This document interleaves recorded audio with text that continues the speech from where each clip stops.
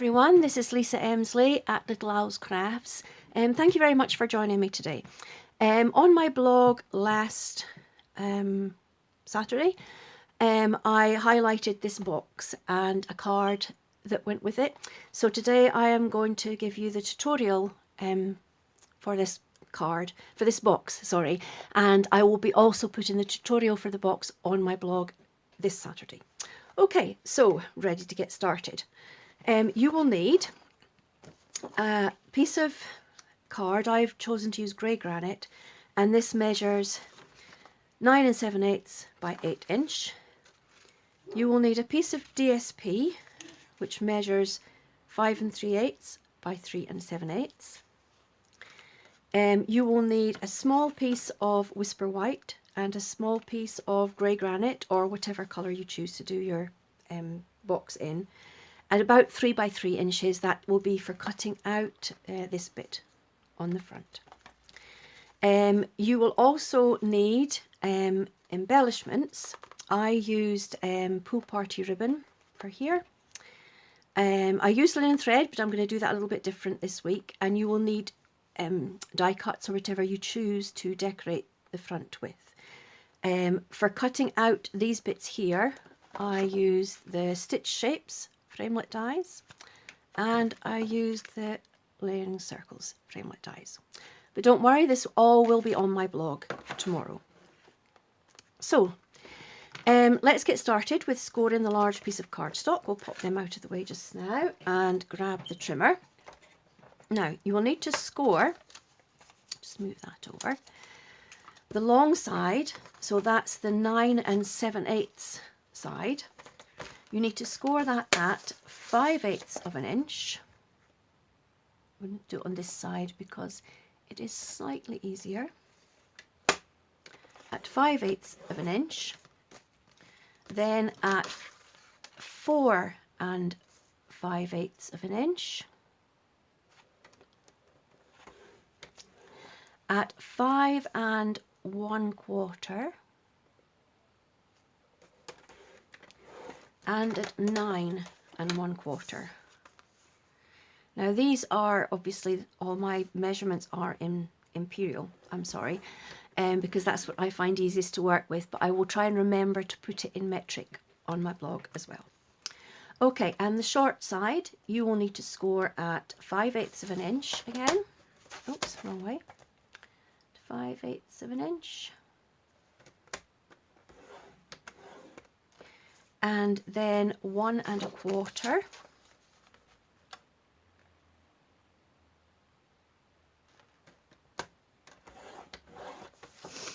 at 6 3/4,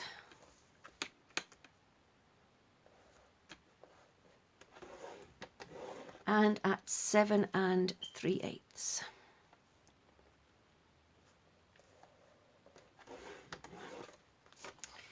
Now, I also forgot to mention that you will also need a 1 inch circle punch, and if you like to round your corners, I've used the this one here, the detailed trio punch, but you'll see what I've used that for in just a minute. So your piece of card should now look, oh, I didn't finish it, did I? Did I finish doing all those measurements? I did. I'm just not seeing it properly in the light. The way the light was shining, I could not see those central measurements, so I'm guessing maybe you can't either. They are a bit faint, but they are there, believe me. Now, when you lay it like that, it is actually symmetrical. All the score lines are symmetrical, so you don't have to worry too much about whether it's this way or this way. All you need to make sure is that the long side is going this way. So with my snips, in fact I might use my bigger scissors for this. What you're going to do first of all, you're going to cut this line here, so that's the 1 2 3rd line from my left. I'm going to cut up to that second score line right there. And I'm going to cut up to this one as well. Okay, and I'm going to snip this bit so that I just have snip that little corner off, so I'm just left with this little tab. I've managed to not do that straight, have I? Right, okay, so you're going to be left with a little tab there. And on this side, you need to cut that one too. And again, just that little bit off. I hope you can see this. So again, you're left with a little tab there. And then you're going to cut this complete section off here. So you're going to the second score line on the long side, and you're going to cut that along until you meet up with that tab. Just be careful not to cut through the tab. Okay. Then you're going to do the same on the opposite side. I've noticed that tab is still cut squint. You've not done a very good job with that. There we go. Okay, so you're going to do the same on this side here. So on this first tab here, I'm going to cut right to the top there. I'm going to do the same to the second tab. There. And the third tab there. Okay, and then I'm going to cut this bit. So I have a tab, and I'm going to cut this bit. So as I have a tab, oh, a nice squint tab again. Okay, and I'm going to cut this entire section off here. So from the second score line up, I'm going to cut right the way along until I meet up with the tab. Okay, so when you've done all your cutting, this is what you should be left with. Now, as I'm scraping stuff off, I'm moving everything. I apologise. Everything's moving everywhere. Okay, so you should be left with a piece of card that looks like this. And make sure you have your 2 tabs that side and your 2 tabs that side. Now the first thing I'm going to do before I do any more folding is I'm going to round these edges here, because these are going to be the outside edges of your flap, and it definitely does fold in and out better with the rounded edges. You don't have to do them rounded, but I think it actually makes for a bit of a smoother mechanism. Okay, so I'm going to fold that in. If you fold your corner tabs back the way when you're doing this, it actually does slide in quite well. Make sure it is right into the corner. That's it. I'll do that one again. I don't think it was quite in. Yeah, that's better. Sorry, I'm trying to do this without putting my head underneath the camera and blocking your view. And the same with this edge. Let's just move those back out of the way.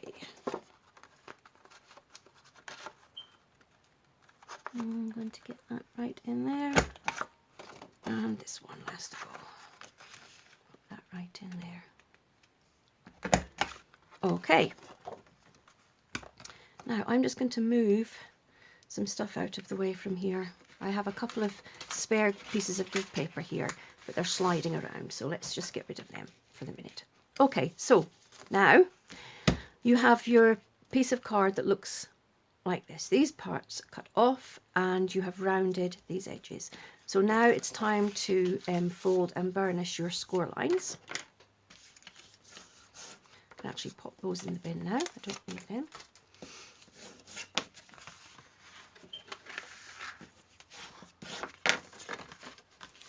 So just make sure you go over them all well and score them.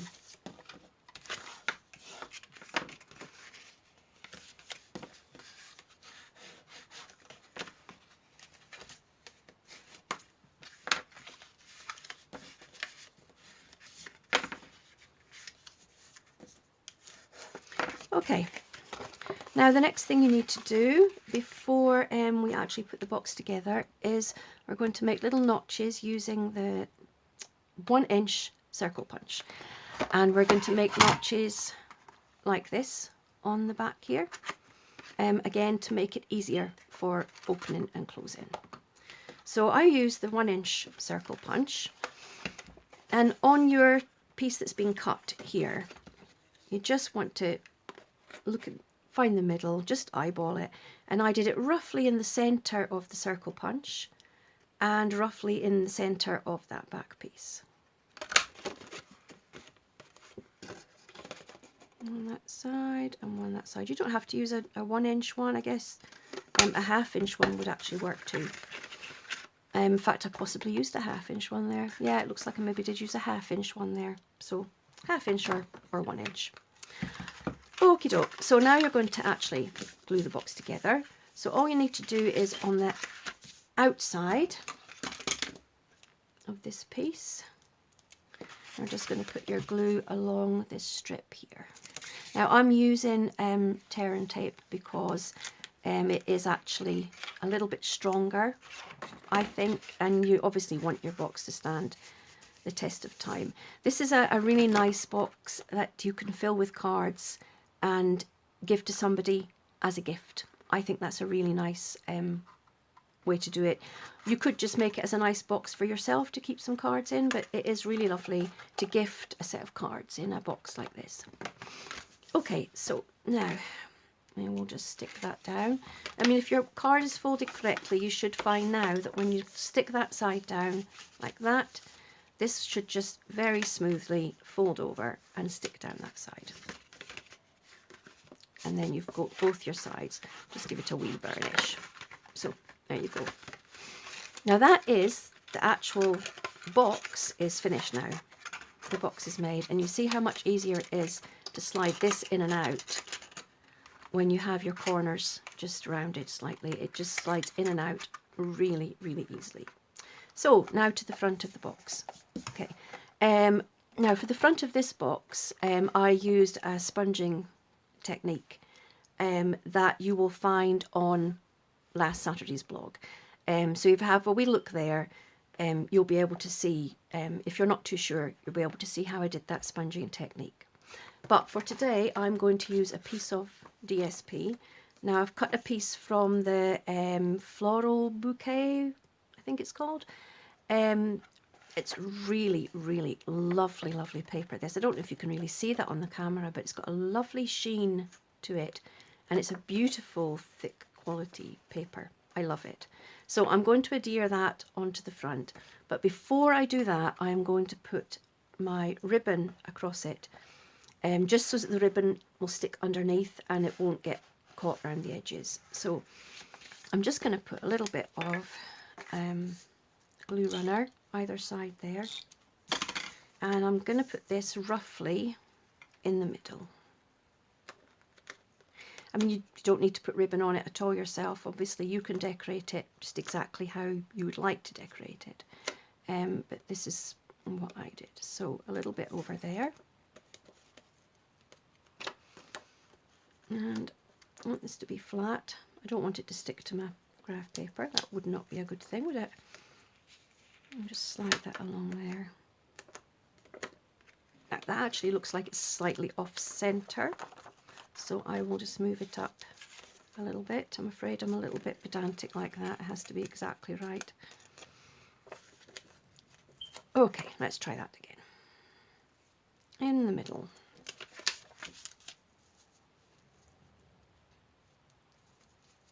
So there and there. Yes, that's much better. Okay, so now I'm going to stick this down. Again, I'm just using a glue runner for the top because it's not got any movement in it, so I usually find a glue runner is just absolutely fine. And it also doesn't matter which way around you do it because it opens exactly the same on both sides. So it doesn't matter if you do it that way or that way, it's the same either side. So I'm going to pop that on there. Like that. Okay, and I'm ready to do the rest of my decorating. So I've pre-cut already, just to save a little bit of time, the pieces that I will need. And I used the Stitched Shapes framelit dies for this one, and I used the Layering Circles framelit dies for this one. Now, I haven't actually looked out a sentiment for this, so I will do that right now. Let me see where I've put my stamp set. It's here. Okay, I'm just going to use the same stamp. This is the Colourful Seasons stamp set. I'm going to use the same sentiment that I used on this one, just for the time factor. It's actually a really nice sentiment anyway. And I think I will use my basic grey to stamp this, because the grey granite's very nice, but I think it would be nice to have it slightly darker. So I'm just going to go ahead and stamp that on there.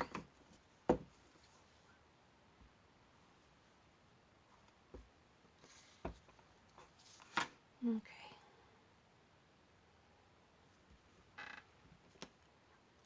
There we go. Pop that to the side, out of the way. Okay, so I'm just going to adhere this onto there with a little bit of glue runner.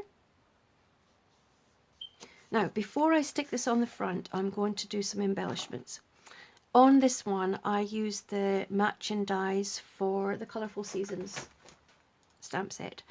The matching die set is the seasonal layers, and I used components of that to do this section here. For this one, the stamp set that comes with the floral bouquet, there's a Stampin' die set. The stamp set is First Frost, and there's the stamp set, First Frost, and the die set that I used with this, it's the Frosted Bouquet framelits dies. So I cut a few of these because I really, really like these. So I'm just going to pop these underneath there with a glue dot, like that. And I'm going to then use one of the flower dies from the Colourful Seasons set on there. So I've just realised that this also looks slightly squint. Maybe too late, doesn't matter. Okay, so I'm just going to use a glue dot, and I'm going to position them how I think they will look nice. Now, let's see, they need to go on this top corner here. So if I just pop a couple of glue dots on the inside there, I should be able then to put in, that's one in Pool Party, because this ribbon is the Pool Party shimmer ribbon. So I've used the Pool Party and the grey granite. Smoky Slate was the grey I used for this. So there we go.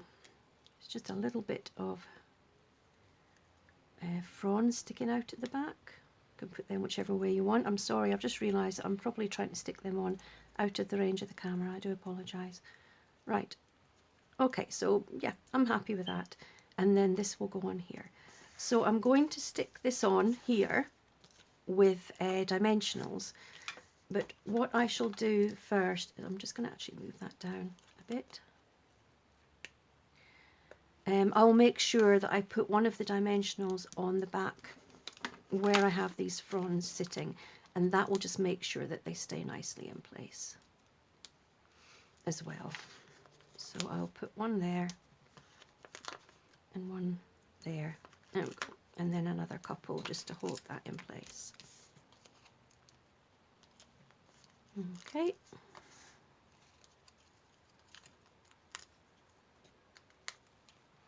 So pop that on there, roughly in the middle. And there we go.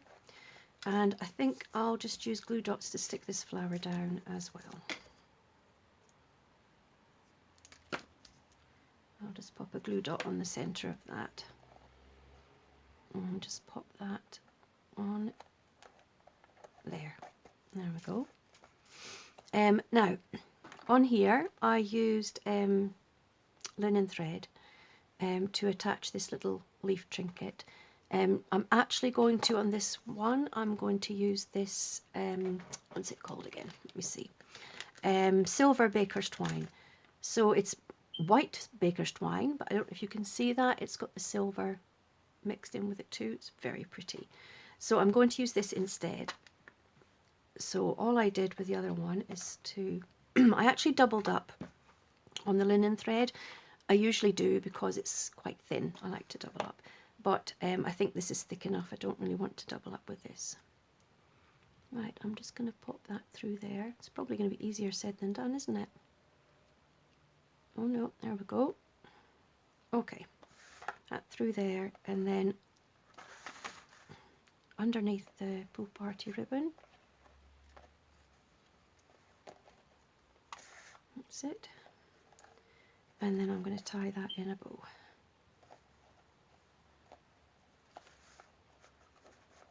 Now, as I've said many times before, I'm absolutely hopeless at tying bows, so let's just hope this one turns out all right. I'm really not very good at it at all.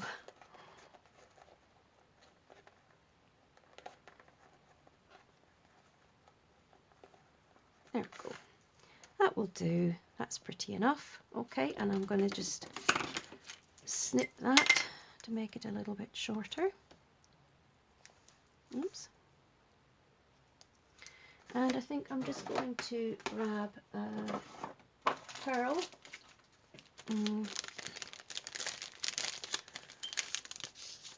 From here. For the middle of the flower there. There we go. Move all that stuff out the way. Okay, and that is the card box. Now, it fits about, I would say, 4 to 6 cards. 6 is probably making it a little bit tight, but it certainly will fit 4 cards and envelopes in it. And as I said before, it's actually a really nice thing to give as a gift to somebody. If you're stuck for what you would like to give somebody as a present, thank you cards never go wrong. So I like to have sets of thank you cards ready, and that's maybe a nice present to send to somebody as well. Okay, thank you so much for joining me. I hope you've enjoyed my project today, and don't forget to hop on over to my blog, and all the details will be written down there. Thank you. Bye-bye.